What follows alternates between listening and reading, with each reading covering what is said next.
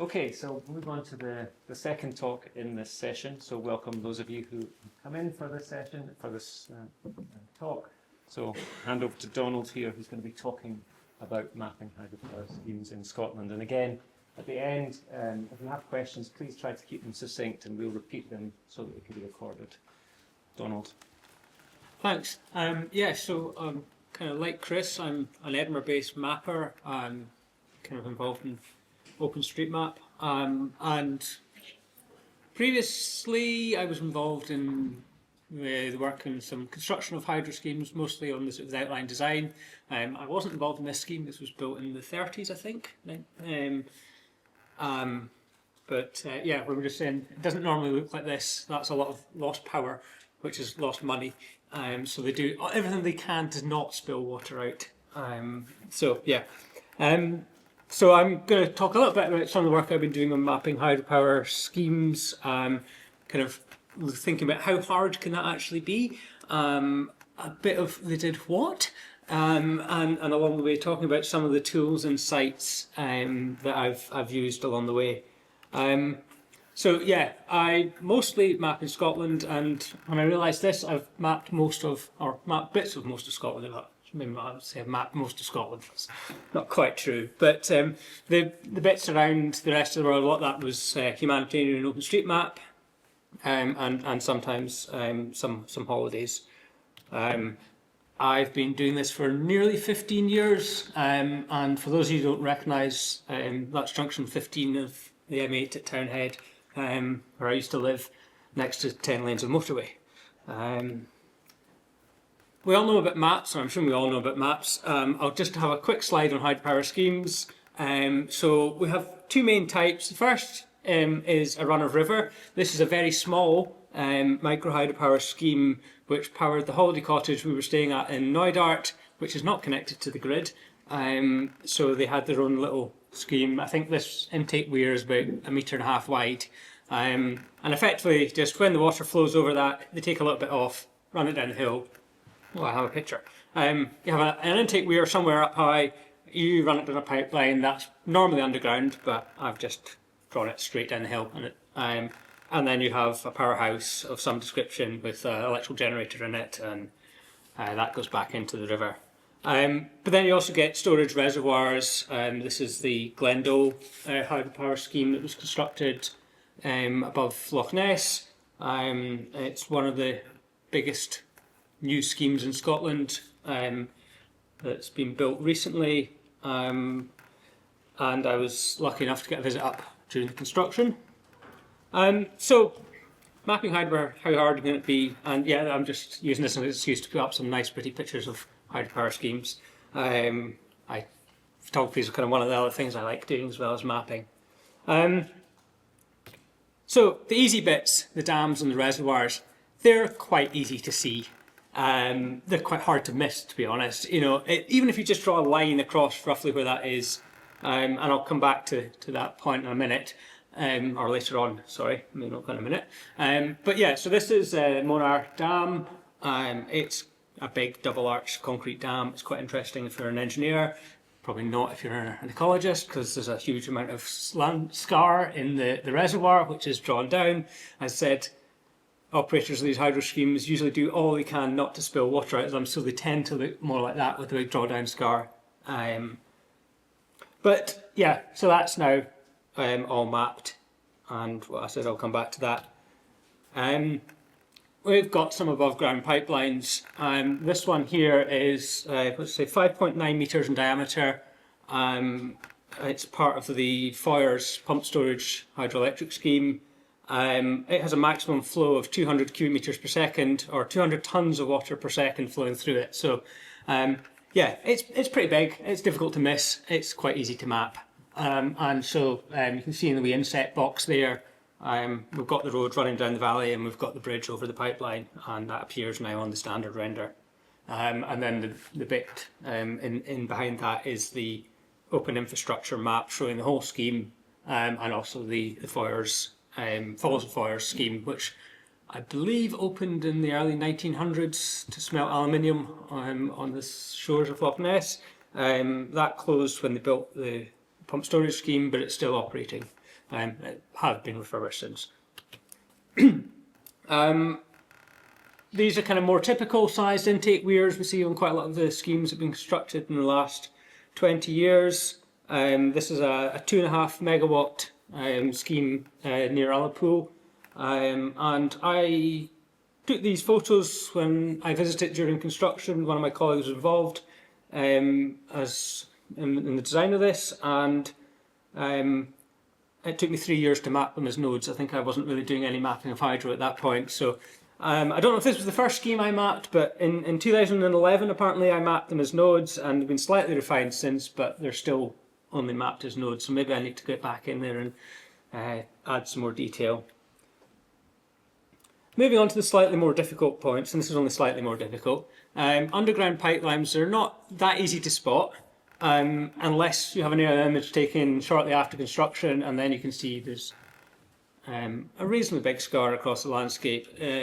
These do heal over time, but yeah, after construction they can be. So, and again, you can see on open infrastructure map, the whole scheme is mapped. It kind of helps if you can cycle along the tracks and actually go and spot the bits. And when they put pipe bridges where the pipeline actually basically emerges out of the ground, goes over the top of the river, and then goes back into the ground on the other side. And that kind of helps get your alignment right. And that's just where the power line, the green line crosses the blue line on the open infrastructure map, if that makes anything. I said slightly harder is tunnels, but at one end, this is again going back to the fire scheme, at one end we've got the powerhouse. It's a big blue building on the side of Loch Ness. You can't really miss it. It's easily visible on aerial imagery as well. I said the pipeline, again, that's pretty easy to spot. And then this kink in the tunnel, well, we know where that is because there's a surge shaft there. And that's maybe a clearer picture of a surge shaft. But effectively, that's a big concrete tunnel. If they suddenly have to shut the water turbines, that's 200 tons of water is all moving. It needs somewhere to go. And that's basically up inside this surge shaft. It doesn't come out the top, but it just goes up inside that and dissipates the energy. So these again are often visible in aerial imagery, so you can see there's likely a bend in the pipeline there, and so you can work out, well, that's where that pipeline goes. And reading up on the design of this scheme, there's some fractured rock that they had to avoid, so there is actually, that's part of the reason there's a bend in the pipeline. Another useful site, Geograph. I'm sure lots of people are aware of this. There's a project that started many years ago to try and take a picture in every kilometre grid square in the UK, which I think has been completed. But somebody had quite nicely taken some pictures and labelled them as the Meague Tunnel Adit. And if you can see the sort of the green dotted line on the right, there's a trackway there, and they've taken a picture of that, and then they've taken a picture of the adit. And I could see, maybe if I can get the mouse, I don't know if that'll come up. No, it doesn't. Does it? No. There's an intake just up here, and you can see, well, if we join up all of these bits of information, there's probably a bend in the tunnel about there. If you look on this map, you can see the tunnel. If that basically went in a straight line, it would go over the river. So obviously it doesn't do that. So I knew there was a bend somewhere. I was just trying to align where that bend was. So it's probably not perfect, but I think it's a reasonable description of where the tunnel goes. Yeah. There's an intake somewhere on this stream, and I have no idea where it is. I've not visited this bit.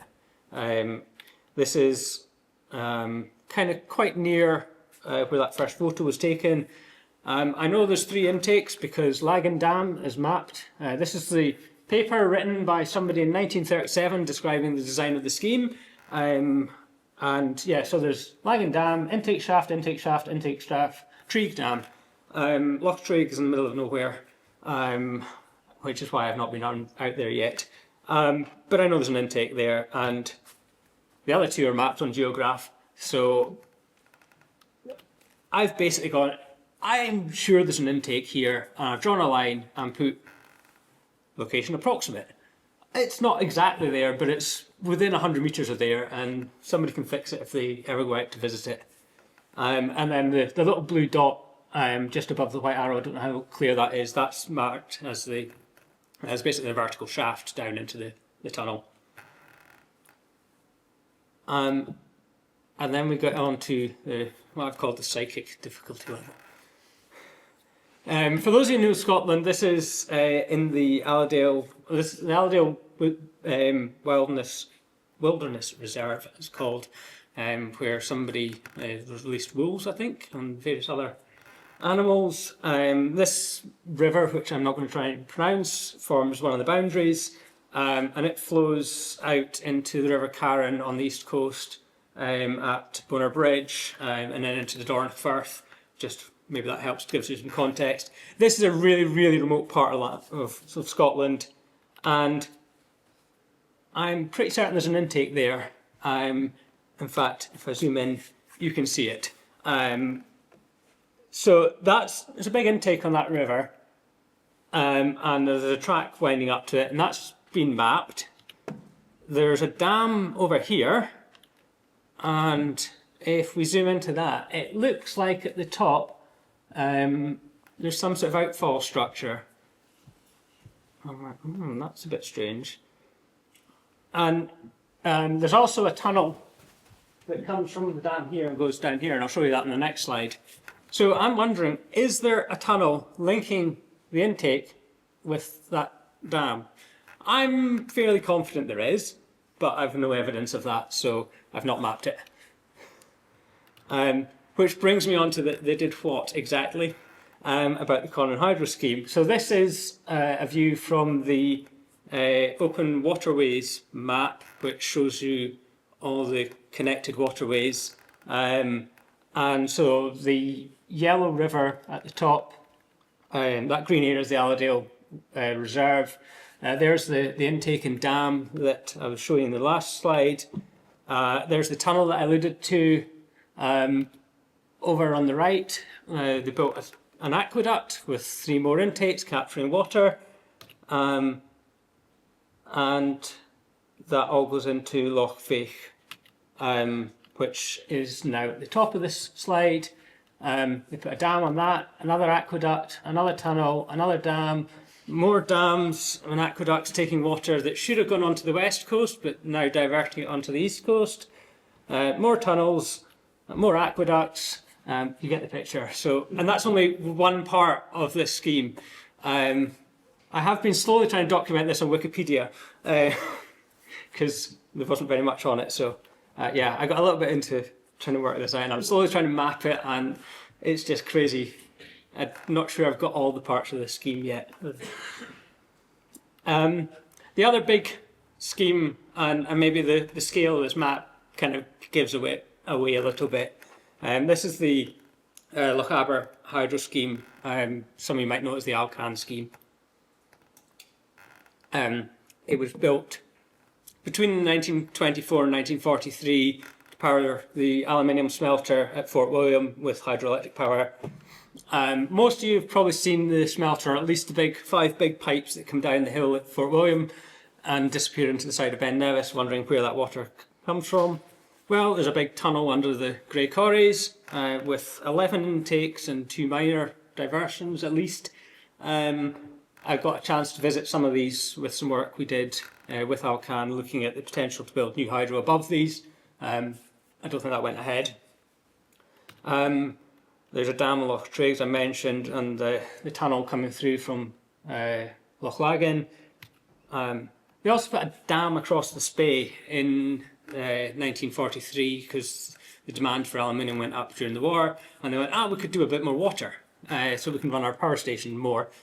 So they started taking water out of the River Spey and out of the River Massey, which is one of the tributaries, fed that into Loch Laggan, which goes into the Laggan Reservoir, through the tunnel into the Loch Trigg, from Loch Trigg through another big tunnel and down into the power station. The total catchment is about 780 square kilometres, which if I remember correctly, is about 1% of Scotland. The power station is only rated at 88 megawatts, but it basically runs flat out because of all the reservoirs that they keep low and basically just capture all the water.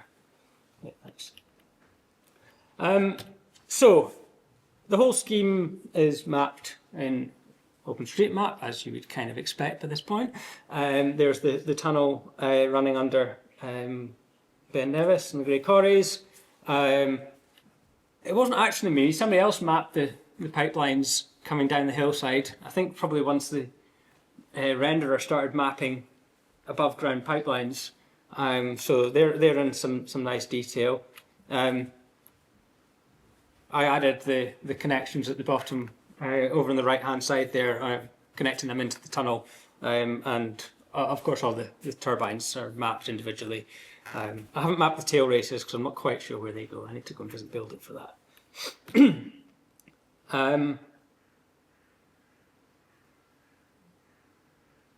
Something's gone wrong with that slide. I think there was supposed to be a picture of one of the intakes and my animation's gone wrong. I'm kind of getting close to time, so I've got 3 more things just quickly. So this is, again, the Mossford Hydro Scheme, the final conduit I showed you. This was built somewhere between in the 50s, and you can still see the scar on the landscape. So this isn't about on peat, I don't think, or it's not a peat bog, but it's still upland landscape, and there's a clear mark. You can see there's a surge shaft there and a track, but there's a clear line up there. You can see on the aerial imagery of where the pipeline goes. Again, you can see there's another part here, there's an intake, and you can clearly see where the pipeline goes. And again, the projector's not great here, but you can see there's a clear line through the forest where the pipeline goes. So kind of that one was actually relatively straightforward to map. It's also handy to have a topographical map because these conduits are basically continuously falling, so you follow the contours, so that kind of helps with the different things. Coming back to Monar Dam, the one I showed at the start, when I went to get a screenshot for this talk, I was like, it's not mapped very well. In fact, it's mapped as a building because it wasn't until a couple of years, probably more than a couple of years ago, but dams weren't mapped if they were an area, they were only mapped if they were a line. And so somebody went, well, I want this to render, so they've tagged it as a building, which, not too wrong, but it's not a building.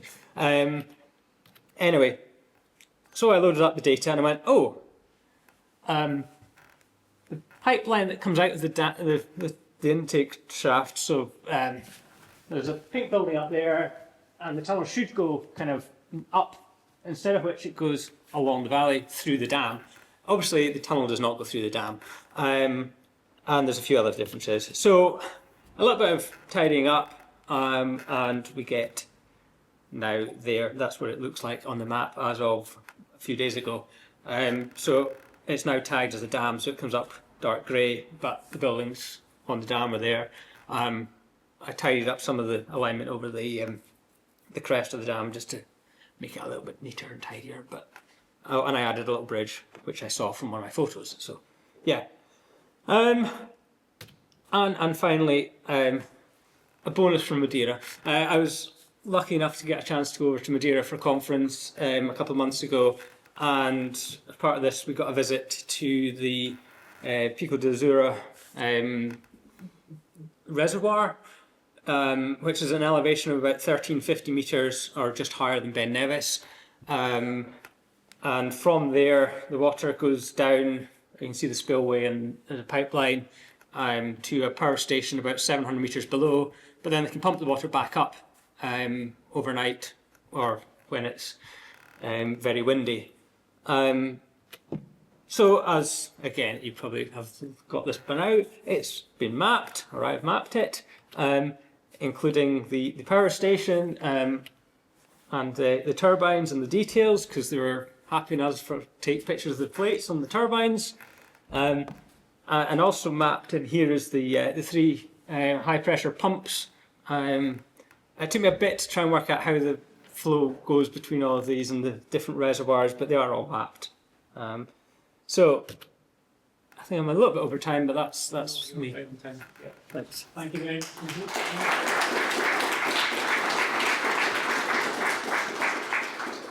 Okay, I think that to me demonstrates two things: that OpenStreetMap can be a passion project, if you don't mind me saying, and why not? I think that's really, really important. It's a good way to sort of build contributions.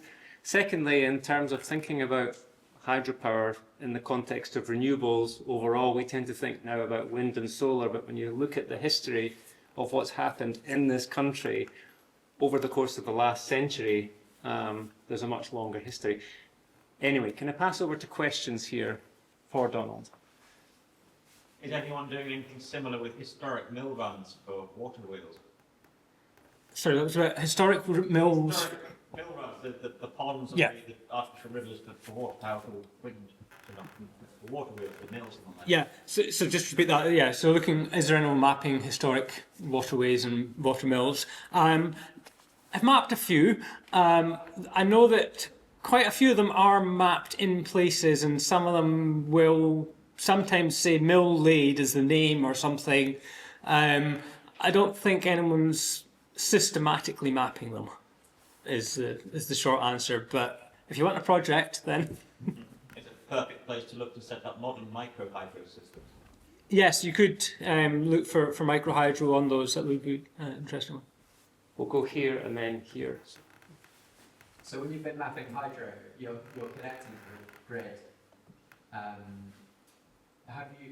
often have you found in Scotland when you're connecting to the grid that the power lines or substations also need to be improved around the hydro and beyond the hydro? Or is the state of that pretty much perfect most of the time when you're mapping hydro?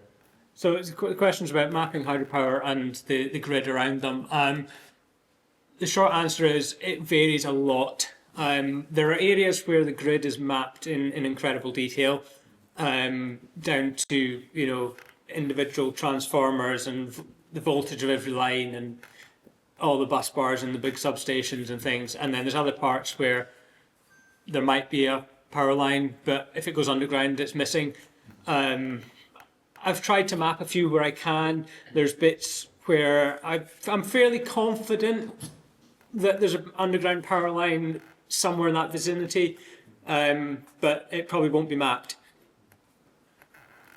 And kind of coming back to I'm not sure if that was quite what you were asking, but the grid that's needed in remote areas is often not there. Just the actual physical infrastructure is not there. More a remark than a question that I want to share the pressure I have to listening to you because I was involved in reviewing the tagging for hydropower years ago, and I spent pretty same time that you in France doing the same. So that's really important to me to listen to you today and discover that we actually collaborate on that important matter. No, that's great. I'm glad to hear that you were involved in the developing the tagging and mapping in France. That's something I you did. can record a thank you. Yes, no, thank you. For posterity. How much open data do you have to support your work on? Is there does the government of Scotland publish any maps or So the questions on open data. There's a couple of sources that the Ofgem, who are the regulator for the electricity networks and generation, they publish the register of all of the schemes, but their locations are sometimes a bit dubious or vague. The other thing that we have in the UK and through the National Library of Scotland map library is all of the out of copyright Ordnance Survey maps. So any Ordnance Survey map more than I think 60 years out of date, they've all been digitised and are all available as a referenceable layer in JOSM. some of those conduits, I forgot to put that in my slides, but some of those conduits are mapped on some of the old, what would it be, 6 inch to the mile maps.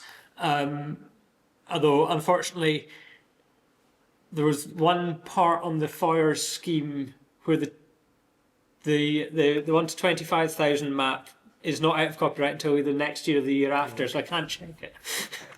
So yes, there is some information, but a lot of this hidden infrastructure isn't shown on Ordnance Survey maps, particularly in a lot of detail. Yeah, that was the question I had. Yeah. You're relying on field work actually quite a bit. It's a mixture of field work and just kind of gut feel for knowing how they built these things. And I've walked around quite a lot of these, partly as work and partly just you see them when you're out in the hillside. And having a background in hydraulics, I know how these schemes work. So I know that the conduit has to be falling at around 1 in 1,000, 1 in 500. So if it's not doing that, then I've got something wrong. Sort of related to what you just said, I was wondering if you've used hydrological modeling or LiDAR or a combination of both to verify any results, or perhaps the opposite, actually, that this sometimes it informs those methods. That is an interesting question, and actually, no, is the answer. I've not used LiDAR or hydrological modeling or any of these tools. I'm a mapper. I don't make maps. You've seen from my maps, they're mostly screenshots of other people's maps. I can draw a line that represents the catchment boundary. That was drawn by eye. I spent, when looking at resource assessment for hydro schemes, the first thing you do is you draw a polyline around roughly the catchment boundary and you go, it's about that, the rainfall's about that, is it even worth thinking about? But that was kind of more from a engineering perspective than from a mapping perspective. One final question here. About attributes or data like capacity or life cycle or other data, do you also map this? Or what are the sources you're using there? Or do you derive this from somehow, or the age of the infrastructure is also something that might interest a lot of people? Yeah, so the question there is about what metadata can I map, and well, you saw there in the final example from Madeira that I was able to get in. We got a tour of both power station and the pump house station, and they were perfectly happy for us to wander around taking pictures of the nameplates of the turbines. So, that data's now been published in OpenStreetMap. A lot of other places are less happy about you doing that. I mean, some of this information is available. It's whether it's in a compatible, open, licensable format is difficult. The age of the schemes, yeah, probably a lot of that could be mapped. I haven't, although in the work I'm doing on Wikipedia, then I've been sort of trying to document, here's the timeline of how it was built. I've not then gone back to the map and said this is the sections that were built when, because actually knowing when things opened is, sometimes you get this bit was built about this time, but you don't, it's sometimes a bit vague. So yeah, difficult sometimes to know the full metadata. Thank you very much again, Donald. And moving on.